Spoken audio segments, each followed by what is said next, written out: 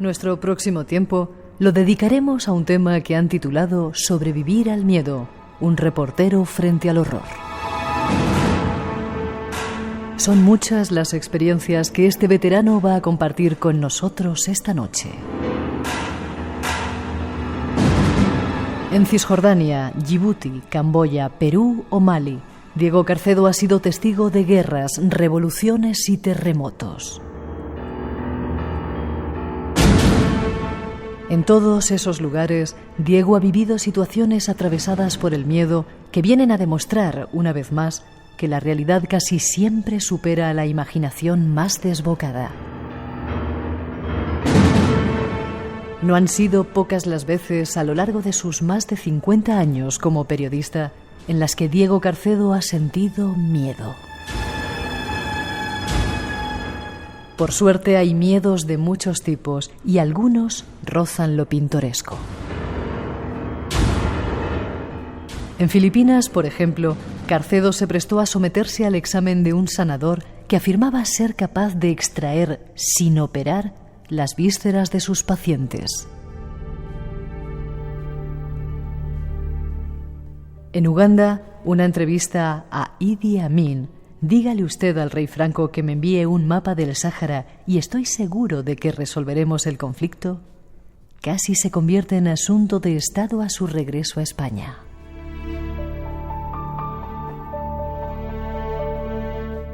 Estos son algunos ejemplos, pero hay muchos más. Dejemos que sea nuestro invitado quien nos los cuente.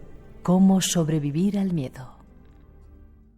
Y vamos a prepararnos para saludar a una leyenda viva del mundo del periodismo, don Diego Carcedo. ¿Cómo estás? ¿Qué tal? Pues nada, muy bien. Regresando de una gripe, pero bien. A veces no te han matado las balas y una gripe te va a dejar por ahí tirado, ¿eh? Sí, ya lo dije el otro día. Bueno, lo que no pudieron las balas ni los tanques en Vietnam, los microbios están a punto de conseguirlo. Déjame que lea un poquito algunos datos tuyos. Periodista, yo no sabía que eras historiador. Sí. Te iniciaste en la Nueva España como reportero, de ahí pasaste a trabajar a la agencia Piresa y en 1974 en Televisión Española, aquí en nuestra casa. Realmente lo que más me gusta de todo lo que hago es las cosas de historia. ¿Sí? Escribo para Historia de Vida, para otras revistas, sí. Ya. Has sido director de los servicios informativos de televisión y director de Radio Nacional, yo me acuerdo de esa época. Aquí, entre 1996 y 2007, fuiste miembro del Consejo de Administración de Radio y Televisión y en 2018 presidió el comité de expertos que evaluó las candidaturas de esta casa. Y has escrito un libro que se llama Sobrevivir al miedo. Supongo que todo el mundo te lo pregunta, ¿qué es el miedo? El miedo es realmente lo que se siente cuando uno intuye que va a correr peligro o cuando se corre un peligro serio.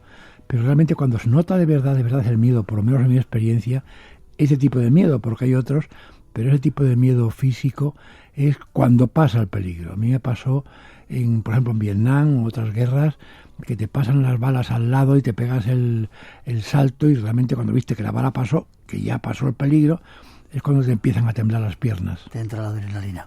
Dime una cosa, ¿qué te lleva? Bueno, ¿cómo se hace uno periodista de guerra? Porque tú te hiciste muy conocido entre muchas generaciones de periodistas que andábamos detrás de ti por esos lugares donde te metías. ¿Qué te lleva a meterte en esos líos, en esos lugares de la guerra? Realmente por casualidad, como suelen ocurrir mucho estas cosas, y quizás, bueno, por suerte, porque siempre lo superé sin grandes problemas, ¿no? Que es lo importante. Pero bueno, yo empecé a hacer periodismo de otro tipo, periodismo local. Luego, sí, tuve un conflicto, todavía estábamos en la dictadura, tuve un conflicto con un reportaje que escribí concretamente sobre los jubilados de Renfe, la situación penosa en que estaban los jubilados de Renfe. Hubo un follón con el Ministerio de Información y Turismo, le dieron orden al director, que era Jaime Camaño, el director que tenía entonces, que no volviese a firmar, que no sé qué, y a partir de ahí me empezaron a mandar al extranjero, en que pasaba mucho más inadvertido. Y bueno, en el extranjero pues ya hice muchísimas cosas, entre ellas algunas guerras, no solo guerras. Terremotos, sí, claro, como revoluciones, golpes de Estado, elecciones, conferencias internacionales.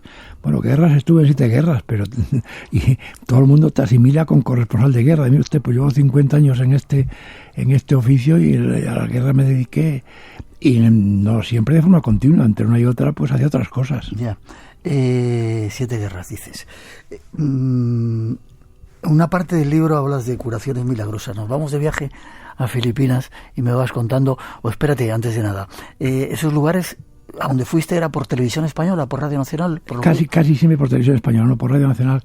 He sido director, pero no viajé nunca. Vale. Realmente no hice lo que hacéis vosotros, micrófono. No lo he hecho nunca.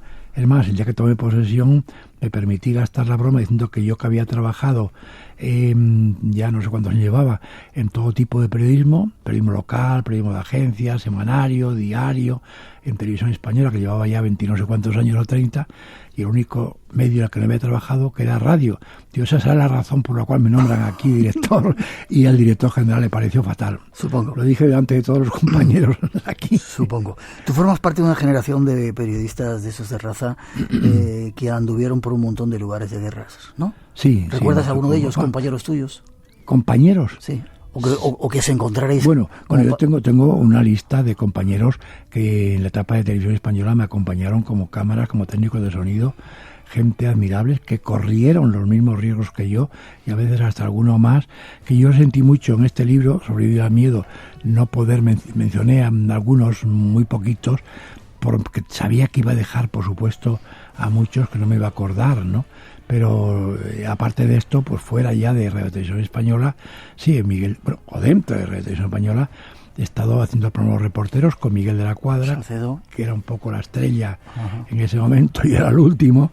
Estaba Marrero, estaba Jesús González Green, Enrique Meneses, y luego trabajé bastante con Manuel Eguineche, al que llevé también a Televisión Española, ya siendo yo director de informativos, para hacer el programa en portada, con Manuel Eguineche, con Fernando Mújica, en fin, con todas esas, con Vicente Romero, que en Televisión Española estuvo hasta hace muy poco tiempo, y he trabajado mucho con él, siempre hemos sido muy amigos y muy... Toda una generación de leyendas. Y dime una cosa, cuando juntáis en los hoteles, cuando vais a alguna guerra de esas y todos los corresponsales estáis en un hotel, ¿cómo se vive eso? Bien, se intenta vivir bien, se intenta olvidar, si no hay tiros al lado, que a veces también hay, pues lo que se intenta es olvidar. Y hay una especie de propensión intentar en ese momento aprovechar para comer bien, los que yo no bebo alcohol, pero los que beben alcohol para tomarse unas copas, para reírse, para contar las historias. Suele haber mucha cordialidad con los compañeros que están cubriendo ese tipo de acontecimientos,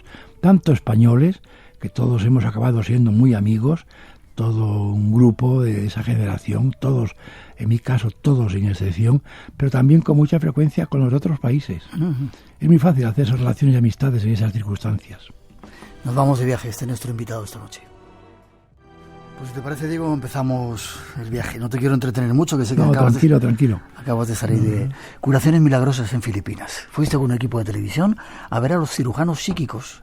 Sí, llaman sanadores por la fe, a los que te curan tocándote con las manos y a base de unas creencias que ellos mantienen y que dicen que es la razón por la cual te pueden curar. Además, haciéndolo siempre de forma gratuita. Ellos se llaman sanadores también y siempre mantienen unos poderes especiales que se pierden cuando esos poderes los usas en beneficio propio. Cuando cobras, cuando recibes dinero, cuando recibes algo a cambio.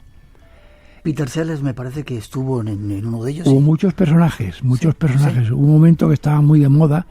Yo recuerdo un reportaje en la revista Paris Match impresionante, con una serie de curaciones que parecían milagrosas, y entonces fue lo que nos llevó en el programa Los Reporteros ir a hacer un reportaje a Filipinas para intentar desmitificar aquello, para ver dónde estaba el secreto, porque habían entre tanto unos emprendedores habían fletado un avión semanal desde Roma a Manila para llevar enfermos de toda Europa, y españoles habían ido muchos, enfermos terminales. Y hombre, la idea era un poco, dice, vamos a desmitificar esto, que la gente... Y bueno, me tocó a mí hacer ese viaje y ese trabajo que fue lleno de incógnitas, y yo diría que terminó con mucho éxito como reportaje, sí, en cuanto a audiencia, y un gran fracaso de tipo profesional, porque estuvimos 12 días en Filipinas entrevistando, tomando imágenes continuamente. Yo mismo pasé por una experiencia de que me hiciesen a mí una operación quirúrgica y no conseguimos saber qué había en el fondo de eso. Diego, ¿eran esos sanadores o curanderos que operan con las manos y te abren y de repente sacan el mal que tienes? Sí, te sacan... Cirujanos psíquicos se llamaban, sí, entonces, sí. o se llamaban. Sí, siempre decían ellos sanadores, curadores por la fe, y sí, también en algún país lo he visto con esa denominación.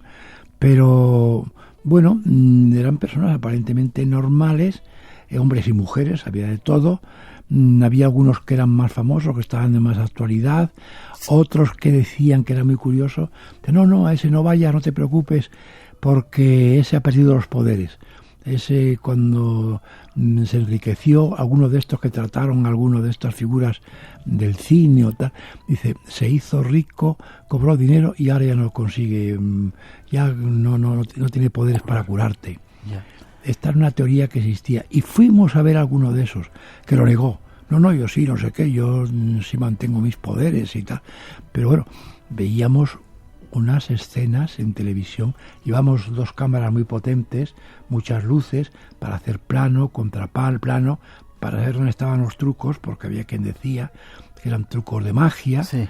E intentábamos saber cómo captábamos aquello, dónde estaba el misterio. Y no lo conseguimos.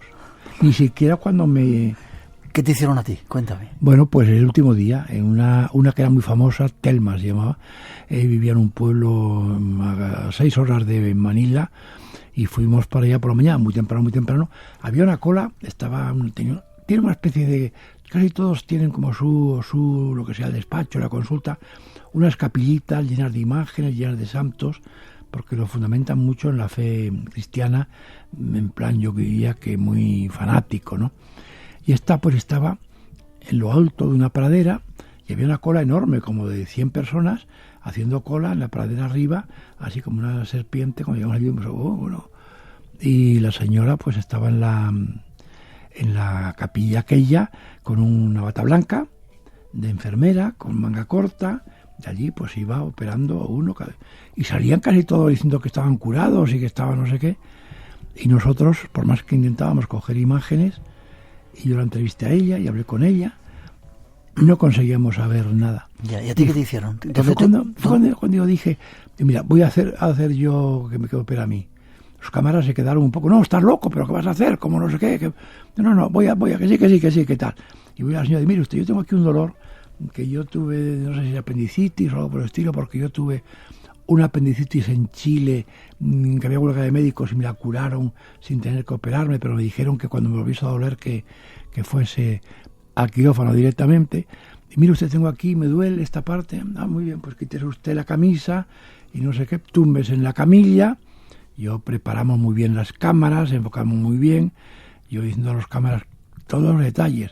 Cogí el micrófono, he tumbado boca arriba y empecé a contar lo que estaba ocurriendo y lo que estaba yo sintiendo, que en principio fue que la señora empezó a tocarme con las manos aquí en la parte esta, que yo le dije que me dolía, tocar con las manos, con suavidad, pasó sin el vientre, y de pronto pegó un salto, yo veo que sale como un surtidor de sangre. ¿Qué me dices? Un chorro hacia arriba. Sí, está grabado en televisión española y emitido, que impresionó muchísimo a la gente siempre, porque la sangre que siempre impresiona, y yo que estaba tumbado allí en aquello, pegué un salto. No, ya tranquilo, me decía la señora, tranquilo, no sé qué. Bueno, entonces me limpió bien por allí, sacó una gasa, me echó agua oxigenada y dijo, bueno, no sé qué, mire, ¿le duele ahora? Digo, ya no sabía que me dolía ni qué sentía, ni de las circunstancias. Salí de allí y me dicen los cámaras, pero ¿qué ha sido? ¿Qué te ha hecho? Pues no lo sé. Porque todo entonces siguió y sacó como si fuesen unas tripas, como si fuesen unas vísceras. Lo sacó así y lo tiró a un caldero que tenía allí. Lo tiró así y tal. Yo, ¿qué me habrá quitado? ¿Y te dijo que ese era el mal que tenías, quizá? Sí, yo me quedé. De todas formas, me miré y, bueno, entonces me miraba así y tal. Entonces se acercó, me acercó y miró. Dice, ay, perdone. Y había una especie de raspadura con la uña, ni siquiera una herida, una cosa así muy ligerita. Perdone, que es que perdón, trajo alcohol, me limpió otra vez, nada, tranquilo. Bueno, salí con los cámaras, salimos allí, bueno, nos fuimos a comer allí a un pueblo cercano y no parábamos de salir de nuestro asombro. ¿Y te curó, Diego? Bueno, yo creo que aquel día me dejó de doler, no sé si fue del susto, me dejó de doler todo lo que yo me imaginaba. ¿No encontraste que hubiera truco? No. ¿Crees entonces? No fui capaz de que hubiera... Sí, yo creo que hay truco, pero no fui capaz de comprenderlo. Entrevistamos en esa etapa al obispo de Manila, arzobispo, que empezó a decir que bueno, que había una cosa de hipnotismo, porque no sé qué, porque hipnotiza muy fácil, porque no sé cuánto y tal. Digo, pues a mí no creo que me hipnotice, porque yo también lo he hipnotizado y no creo. Y después fui a entrevistar al presidente del Colegio de Médicos de Filipinas, de Manila, un médico, un doctor muy conocido y tal, y estuvimos hablando, me dijo, no, todo. Me decía lo mismo, esto es magia, esto es hipnotismo, esto no sé qué, esto no sé cuánto, esto científicamente no se tiene en pie. Y le pregunté yo al final, me acuerdo, pero bueno, ¿y si usted estuviese desahuciado, usted iría a un sanador de estos? Por supuesto, dijo él, ¿no? Por supuesto. Y esta noche con Diego Carcedo, una leyenda de las de verdad. Nos vamos a África, el carnicero de África, Idi Amin. Vaya tipo debía ser él, ¿no? Yo no me río. No, tampoco yo en algunos momentos me reí nada. No fue un viaje que me haya reído mucho. Sí. A la vuelta después quizás. Pero los días que estuve allí sí fueron muy tensos, empezando por el momento en que llegamos y en que el hotel en que nos habían metido, que era el mejor de Kampala, carísimo además. Uganda, estamos hablando. Sí, en Uganda. Uh-huh. Pero en Kampala, en la capital. Sí. Y el hotel nos dan habitación en el piso 9º, creo que fue, y no funcionaban los ascensores, estaban estropeados, y había que subir y bajar con las cámaras y tal. Yo me cabré, dije, aquí no podemos estar subiendo y bajando con las cámaras. Bueno, el que nos recibió en el aeropuerto, uno del gobierno, se enfadó muchísimo. Dije, yo voy a buscar otro hotel. Salí, busqué un hotel más próximo, pequeñito, muy modesto, muy cochambroso, y vengo y digo, mira, a otras cámaras, vamos por abajo, que vamos a este hotel, que estaremos mejor y tal, pero aquí no, nuestro no.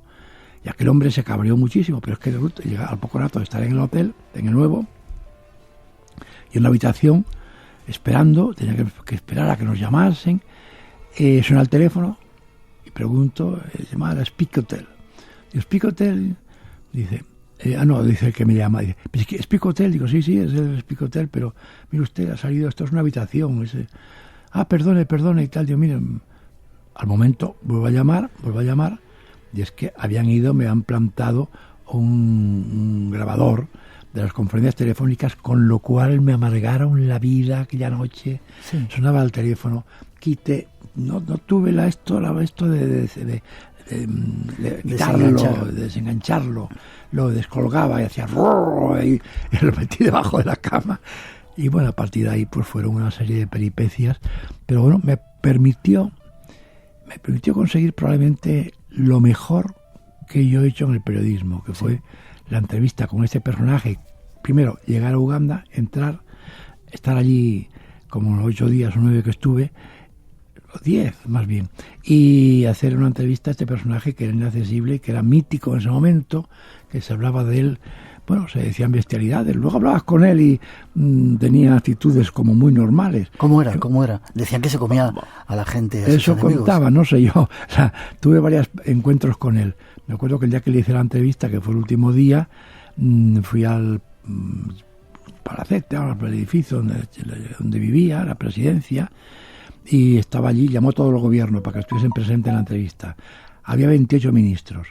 Y cuando llegó él llegó conduciendo un jeep lleno de banderas y de antenas y tal, y entró al fondo había una piscina y un montón de niños jugando, y él se fue hasta donde estaban los niños, y según se bajó, pues todos los niños vinieron, los abrazó, cogió, puso uno en cada hombro y tal, y yo fui caminando allá a saludarle y no sé, ¿cuántos los niños son? Dice, sí, son mis hijos. Digo, ¿cuántos tiene? Dice, 23, dice, bueno, es que nació una noche que todavía no conozco, dijo él. Entonces toda esa fama que tenía de caníbal, de tipo muy duro, terrible... Mató a muchísima gente, que era una carnicería. La gente además no se atrevía a hablar con forasteros, blancos no, los había expulsado a todos. Primero expulsó a los blancos, ingleses en su mayor parte y otros países. De allí solo me encontré, con un fraile, que después el pobre hombre le mataron, el padre Rafael, y con el embajador de Italia, que era el único embajador europeo que estaba allí, que era un tipo pues muy cachondo como los italianos, y que me dijo, ¿y qué hacéis aquí un grupo, los cubanos? Porque me ve a mí con barba. Digo, pero no somos cubanos. ¿Españoles? ¿Cómo que? Y venimos a entrevistar al presidente. Dice, ¿cómo? ¿Y dónde dejamos? ¿Cómo es posible si estoy yo peleando para que venga la RAI? Y no hay manera, no consigo. Digo, ¿y tú qué haces aquí? Dice, bueno, yo vender de vez en cuando una Olivetti o un Fiat. Un tío gracioso. Dime una cosa, ¿él te ofreció un regalo para Franco? No, él no me ofreció ningún regalo. Yo le ofrecí a él una espada de Toledo que compré, que le llevé como regalo. Sí. Una espada damasquinada de Toledo, sí. Que luego lo comentaba con el equipo y dice, joder, a ver si la utiliza para cortar la cabeza por aquí a la gente. Es una espada que me deja casi 1 metro, ¿no? No, es lo que al final de la entrevista, que fue una entrevista de 1 hora, transmitida en directo por la televisión de Uganda, me pidió que pasase con él al despacho oficial, que quería despachar conmigo un asunto de Estado. Y el asunto es que él pretendía enviar a Franco, le decía, al rey Franco. Y yo sé que usted es muy amigo del rey Franco, que es persona de su confianza, y quiero que le lleve un mensaje de jefe de Estado a jefe de Estado, en el cual, en síntesis, era que le dijese yo a Franco, fíjate que yo nunca he hablado con Franco ni lo había visto, pues que le dijese que sabía que España tenía un conflicto con Guinea, con el Sáhara, y que lo podía arreglar. Yo soy amigo del presidente Boumediene de Argelia, del presidente Ould Daddah de Mauritania y con el rey Hassan II de Marruecos. Yo los puedo reunir y esto lo puedo arreglar yo. Dígale usted al rey Franco que me mande unos mapas de cómo es aquello y yo lo arreglo. ¿Y se lo dijiste a Franco? No, yo no lo dije a Franco. Yo volví, no dije nada a nadie. Yo había ido, además, en televisión española no sabían que yo me había metido en ese berenjenal después de hacer muchas trampas y tal, porque en televisión española también antes no me hubiesen dejado marchar. No, al contrario, yo no dije ni pío. Volví, hombre, cuando empezamos a editar el programa, pues fue un éxito espectacular en la moviola. Bajaba toda la televisión, era aquí en Prado del Rey, la casa de la radio era. Bajaban a los sótanos a verlo, hasta que cuando ya estábamos terminando, me llamó el director de informativos, hecho una fiera, que yo nunca había hablado con él tampoco, con el director de informativos, porque yo era un reportero, el último de la fila. Y entró en el despacho, el director de informativos me dice, ¿qué hace? Sí, el director, ¿qué ha ido a hacer usted? Tratándome de usted, aquí no es a Nueva Caledonia. Digo, nada, yo nunca he estado en una... ¿Cómo que no? ¿Dónde está usted? ¿Dónde viene usted? Digo, de Uganda. Eso, de Uganda. Pues no sé qué, menudo lío que se ha montado. ¿Pero cómo ha ido usted? ¿Con qué permiso ha ido? Digo, pues mire, con el suyo, indirectamente con el suyo que firmó la dieta para salir. Pues dice, váyase usted ahora mismo al Ministerio de Asuntos Exteriores porque hay un problema. Y bueno, aquí empezó la tercera fase del problema y de las preocupaciones y del susto. ¿Cuál fue la tercera parte del susto? Pues la tercera parte fue que llegué a Exteriores, me recibió el director general de la VIDE, un diplomático muy amable, dice, hombre, qué lío se ha armado, vamos a ver, pero ustedes estas cosas, no, nadie sabía que habían ido en televisión española a Uganda, con no lo dijo la palabra animal, porque los diplomáticos no usan ese lenguaje, pero más o menos, fíjese usted, lo que dice, no, está el ministro, mire, va a ir usted a ver al ministro ahora mismo, y me llevó el director general, fuimos por los pasillos, en el Palacio de Santa Cruz, todo muy oscuro, muy tétrico, llegamos al ministro, un despacho muy grande, muy largo, estaba el ministro al fondo, que era una persona así bajita, muy cetrina, y según entro yo lo mismo, empieza a gritarme, ¿qué va a hacer usted? No sé qué, porque no sé cuánto, empieza a decirme, no es tolerable porque que ustedes viajen al extranjero, televisión española, que es una televisión oficial, sin permiso de asuntos exteriores,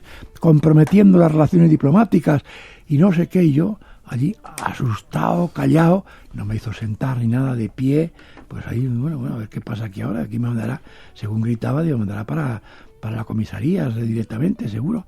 Yo, joder, pues ¿cómo explico yo todos los chanchullos que hice yo para llegar allí? Y todo esto y todo. Dice, pero usted se pone así, dice, ¿te cree usted, me lo hago así, que esta mañana me llama el caudillo? Y entonces puso voz como de Franco, así aflautada, y me dice, ministro, tengo aquí un telegrama de ese presidente de África que fue boxeador y que dice que estuvieron allí los de la tele y que lo del Sáhara lo puede arreglar él. Dice, ¿sabe usted algo de esto, ministro? Y yo no sé nada, yo no sé enterarme de nada. ¿Se imagina usted? Bueno, pues una bronca, y decretó que fuese un diplomático, un alto cargo del ministerio, a ver el programa, y me cortaron la mitad del programa. Sí. Digo, hay que hacer muchos chanchullos para meterte en países de esos. Hay que tener mucha mano izquierda, saber cómo se sueltan las propinas, a quién hay que hablar. Entre otras cosas, propinas y lo que sea. Sí, hay que hacer mucho. En esto el más hábil, y aprendí con él mucho, era Miguel de la Cuadra Salcedo. Sí. Miguel llevaba muchos años y tenía una habilidad para cruzar fronteras por donde fuese y para entrar a los sitios. En ese momento era mucho más complicado. Para empezar, llevábamos un pasaporte español que te prohibía, decía, para todo el mundo, menos Albania, 60 países que no. De acuerdo. Y después todos estos países estaban mucho más cerrados, ahora todo está mucho más abierto. Ahora ya hay vuelos para todas partes, más o menos. Y hombre, ahora hay otras cosas importantes, hay teléfonos móviles, hay comunicaciones por satélite, entonces no había nada de nada. ¿Cómo ha cambiado el mundo, ¿Cómo ha cambiado el mundo? Y cómo está cambiando y cómo va a cambiar al paso que vamos. Sí. Vamos a Vietnam, ¿te parece? Fuiste de los últimos que saliste de Vietnam. Sí. ¿Cómo se vivía allí? ¿Cómo viviste? Bueno, estuve allí en 3 ocasiones, pero la última, que fue cuando estuve 3 meses, desde enero hasta abril, salimos el 30 de abril, que fue el día que cayó Saigón, vivíamos, bueno, pues fue en una tensión creciente, porque cuando yo llegué a Vietnam, la guerra estaba pues a 200 kilómetros de Saigón, estaba en Da Nang, en Hue, en fin, en algunos de los lugares estratégicos. Íbamos de vez en cuando a algunos sitios, no podíamos pasar. Toda la mañana mirábamos a ver también, con la información que nos proporcionaba la Embajada de Estados Unidos, donde había combates, íbamos a coger las imágenes. Luego volvíamos por la tarde para el hotel y bueno, cenábamos perfectamente. El hotel Continental Palace estaba bien. La vida pues en la calle era muy animada, se va al atardecer con un calor horrible, que era cuando se podía respirar. Estaba muy animado, salíamos por allí a comprar cosas, a cambiar dinero en el mercado negro, con lo cual todo resultaba pues prácticamente gratis, porque el dólar estaba a 24 piastras. Y yo llegué a cambiar 40.000 piastras un dólar. Wow. Pues fíjate, y bueno, bien. Pero luego el cerco se fue cerrando cada vez más, y algunas veces nos agarró en el medio. Pero en el medio, Vicente Romero, en un libro que escribió, cuenta una historia que yo no la conté en el mío, porque ya le había contado Vicente Romero, porque venía Vicente Romero en el coche con nosotros de Televisión Española, y una historia que nos quedamos atrapados allí en un combate de unos tiroteos, unos cañonazos, y bueno, que yo se fue cerrando, y nos quedamos ya un momento que prácticamente dentro de Saigón, donde están las famosas imágenes, la víspera del final, que es una sublevación que hubo de la Fuerza Aérea survietnamita, de un sector de la Fuerza Aérea que se oponía a que hubiese una rendición. Uh-huh. Entonces salieron y bombardearon Saigón, y nos cogió a nosotros, al equipo de televisión, nos cogió volviendo de un atentado que había habido en un supermercado, en un mercado, y nos cogió de allí, nos metimos detrás de una pared, y ahí es donde aparece una imagen que se ve muchas veces en televisión, que estoy yo intentando contarlo, muerto de miedo, encogido, y ves las bombas caer delante, y ahí queda terrible. Lo que pasa es que llega un momento en que ya casi pierdes un poco el miedo, también es verdad. Ya. Millones de personas murieron en esa guerra. En esa guerra murieron 3,5 millones, sí.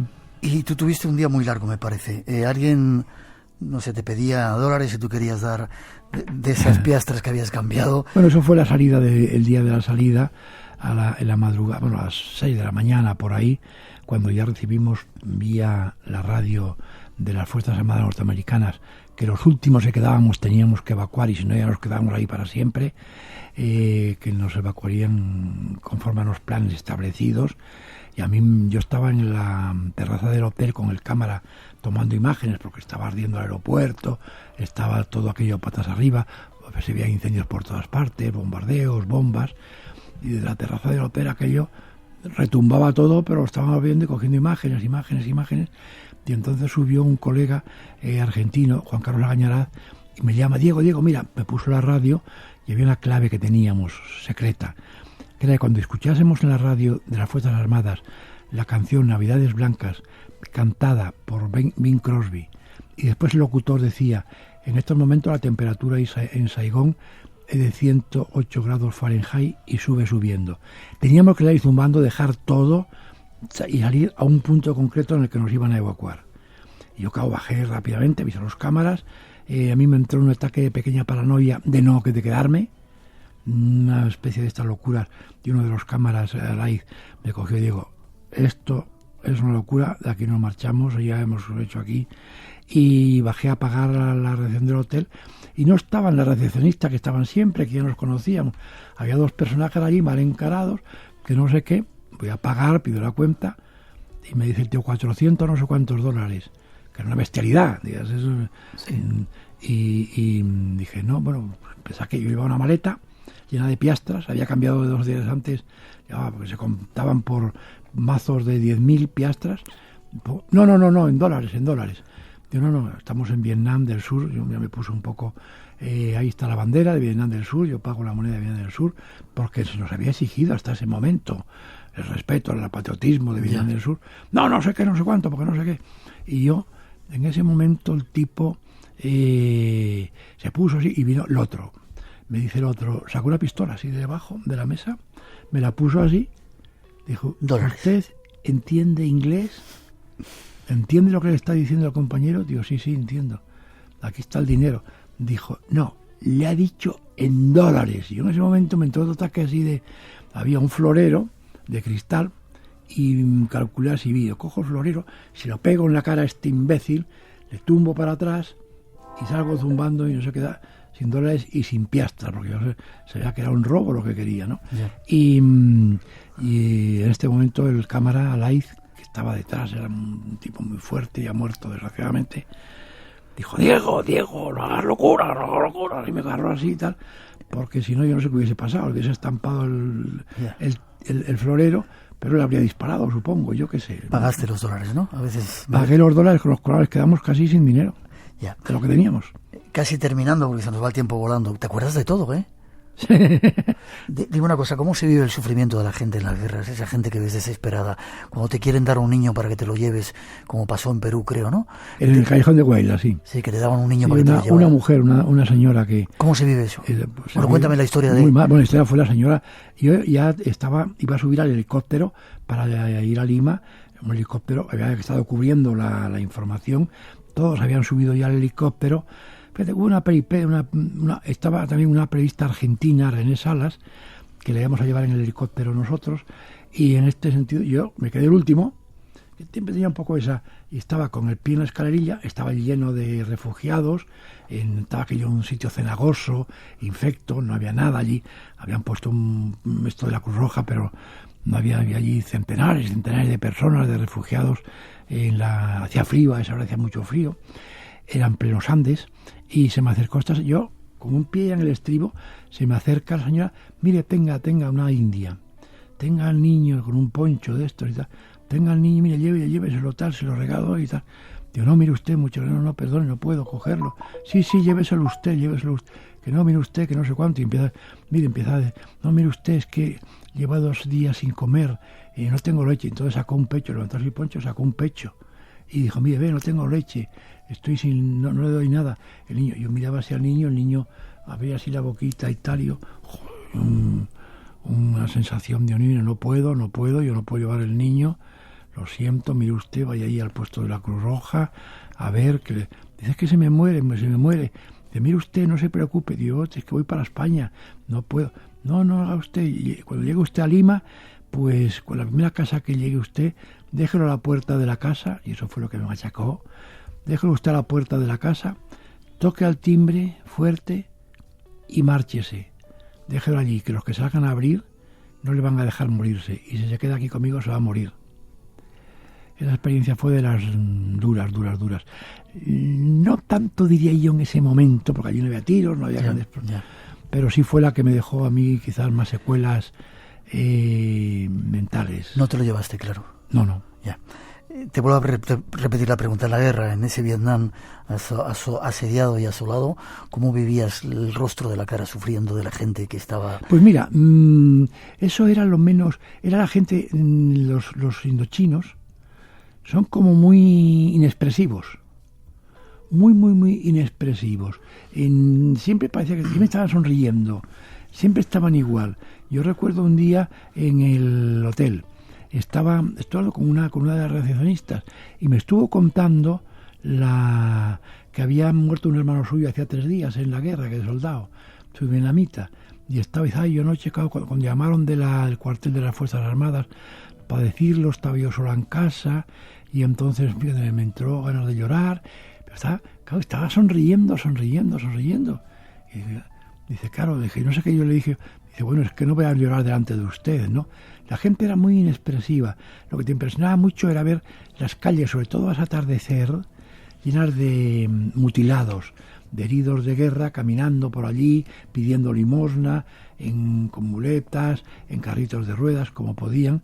Muchos venían corriendo detrás de ti, traían ramitas de jazmín, porque aquello se llenaba de olor. El jazmín allí huele muchísimo, y al atardecer aquello se llenaba de olor, el mal olor que había en general se transformaba en el olor del jazmín, y te iban detrás, te hacían así con la ramita de jazmín en los brazos para que te volvieses y les dieses unas monedas, y claro, acababa destrozado. Lo que pasa es que al cabo de 3 meses... Ya, te acostumbrabas, ¿no? Dime una cosa, tengo 1000 preguntas. ¿Era un putiferio, como nos han contado, con los americanos, las drogas, la prostitución, esas ciudades? Las drogas supongo que sí, porque había fumaderos de opio y había quien iba. Prostitución sí, toda. En el propio hotel en el que yo estaba, había 4 hoteles céntricos, el Carabel, el Continental Plaza, que estaba yo, y el Majestic, y en todos había prostitución a tope. En el que estaba yo, en el último piso, había una cafetería grande, un bar grande, y lo regentaba un personaje muy siniestro que decía que era de Vietnam del Norte, que había sido discípulo de Yap, que era el general jefe de Vietnam del Norte, de las Fuerzas Armadas del Norte, y este personaje pues era allí el jefe de las putas. Había centenares, y por todas partes, claro. Salías a las calles y te abordaban, sí, yo sabía la necesidad, seguramente. Luego, claro, te veían extranjero y siempre pensaba que eras norteamericano, ¿no? ¿Estás a gusto, Diego? Sí, encantado. Bebe si quieres. Sí. Te iba a preguntar si has vuelto otra vez a alguno de esos países, una vez que había pasado todo ese follón. ¿Has estado de nuevo? No he parado de viajar desde entonces y no he vuelto a casi ninguno. He vuelto de los de Indochina a Laos. Tengo la asignatura pendiente de volver a Vietnam y no he vuelto. Y por supuesto sí al Perú muchas veces, a Centroamérica. Todavía el otro día estuve en Guatemala dando allí unas charlas y cuando la cumbre iberoamericana, y entonces conté la historia que sufrí muy fuerte también en un viaje entre Managua y Tegucigalpa, cuando la guerra del fútbol. Y había varios periodistas hondureños y varios periodistas que estaban, y por supuesto de Guatemala, y estaban, cuando salga el libro tienes que mandárnoslo, tienes que ver cómo se compra ese libro y tal. Sí, pero bueno, yo la verdad que no estoy predestinado a viajar desde niño, por una razón y por otra. Como soy presidente de la Asociación de Periodistas Europeos, pues también me toca viajar. Y sí, bueno, al Oriente Medio he ido muchísimas veces, al Sáhara también. Cisjordania, Djibouti, Camboya, Perú, Mali, aparte de todos estos lugares que hemos estado. ¿Alguno que te haya llamado, se te haya quedado todavía ahí metido? Y sacamos conclusiones. ¿Algún lugar que se me ha quedado? Bueno, yo siempre aquí acabo con Indochina, con Vietnam, Camboya y Laos. 3 países impresionantes, alucinantes, que conocí en unas circunstancias muy especiales.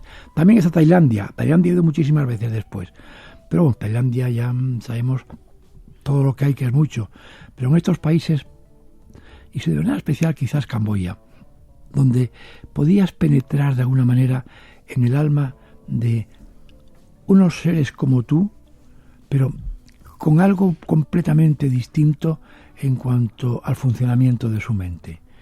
Una gente aparentemente buenísimos, luego resulta que hay delincuencia como en todas partes, la crueldad, fíjate lo que pasó en Camboya después con los Khmer Rouge, terrible, pero claro, una gente que en principio te parecía idílica. Yeah. Déjame, me has recordado, ¿estuviste en la escuela esa 21 donde los Khmer Rojos mataron a tanta gente? No. Ah, vale. Eso fue lo que se te quedó marcado, ¿no? Para terminar, hablas del libro. No, yo en Vietnam lo que me quedó marcado fueron los ataques yendo en helicóptero, acompañando a patrullas, y tiroteos desde arriba y abajo.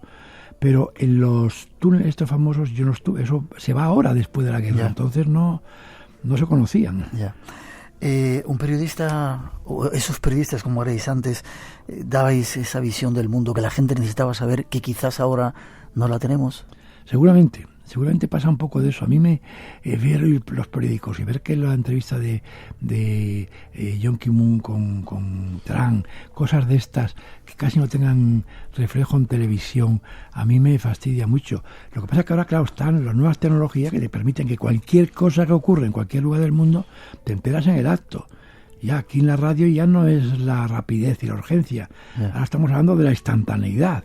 Yo ya he escuchado combates en la guerra del Golfo Pérsico, por ejemplo, transmitidos en directo.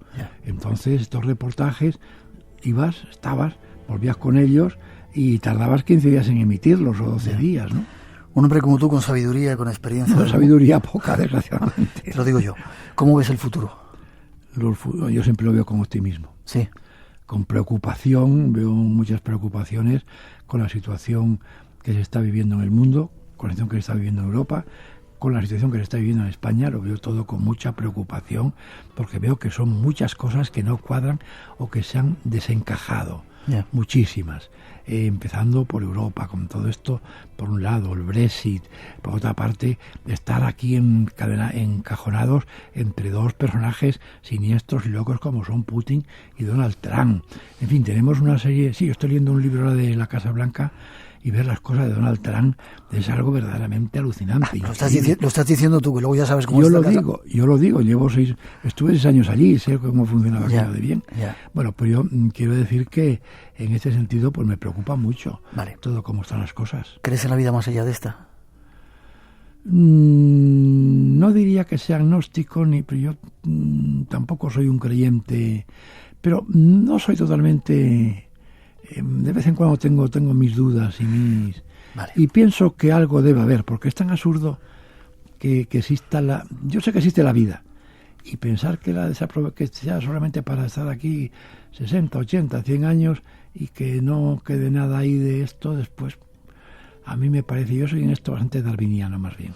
Sobrevivir al miedo. Diego Carcedo ha estado esta noche con nosotros. En alguna parte del libro he leído que eso que tú has vivido es miedo, pero miedo también es el del padre que no tiene que dar de comer a los hijos, que tiene una enfermedad. El miedo de día a día es más jodido todavía. Terrible. Más jodido. Terrible. Ver a muchas personas que ves por ahí y sobre todo a mí me indigna mucho la desigualdad social.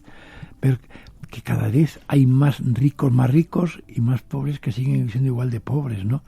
Dice, hombre, yo no soy comunista ni pretendo, no, mire usted, pero hombre, cambiemos un poco aquí las reglas de juego, repártase un poco, porque hay cada drama, no hace falta además, tampoco es que sea exclusivo de España, te vas a la Plaza Mayor ahora y ves a la gente que está durmiendo en la calle, en la plaza, pues te deja alucinado. Pero esto ocurre igual en París o en Londres, tampoco pensemos que solo aquí, en Nueva York, por ejemplo, que eran los homeless, ¿no? Sobrevivir al miedo, la última obra de Diego Carcedo, esta leyenda viva que ha estado con nosotros. Un placer, Diego, que hayas estado aquí. Espero que hayas disfrutado de nuestra compañía, de estar en el Espacio en Blanco, y te deseo todo lo mejor y que podamos seguir aprendiendo de ti y de esa visión del mundo que nos has enseñado durante tanto tiempo. Encantado de estar en el Espacio en Blanco, comunicándose con los oyentes, además en esta casa que es la tuya, que es muy mía justamente. Y nada, os digo que enhorabuena por el programa que estáis haciendo, y lo seguiremos escuchando. Gracias. Un fuerte abrazo te doy, gracias.